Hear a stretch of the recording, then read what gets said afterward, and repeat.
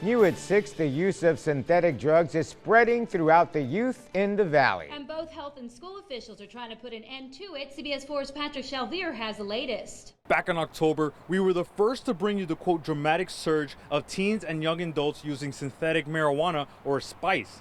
But it hasn't stopped, and now school officials are joining in on the fight.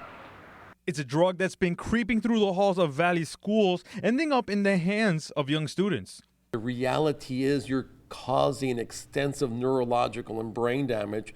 You're causing pulmonary complications. Hidalgo County Health Director Eddie Olivares says teens use synthetic drugs with the false pretense that it's safer than any other drug, when in fact, the ingredients used to make them are quite the opposite.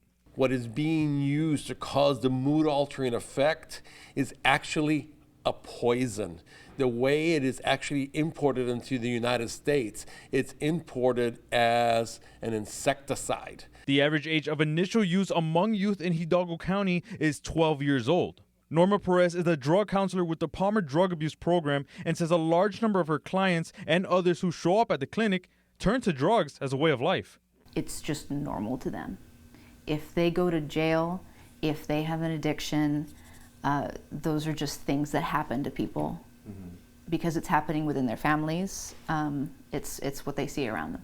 At a McAllen School Board meeting on Monday, Judge Jesse Contreras presented the issue to the McAllen School Board.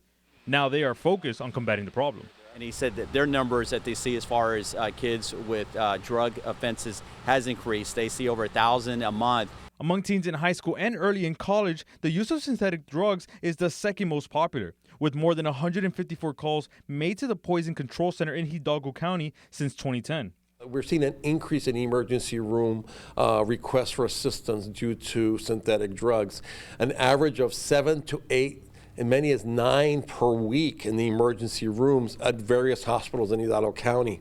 Officials all agree and say education is key to combating the use of synthetic drugs and say to those using them that a short-term high can lead to long-term consequences. In McAllen, Patrick Shalvier, CBS 4 News and ValleyCentral.com. And McAllen ISD is expected to hold a synthetic marijuana panel during March's school board meeting.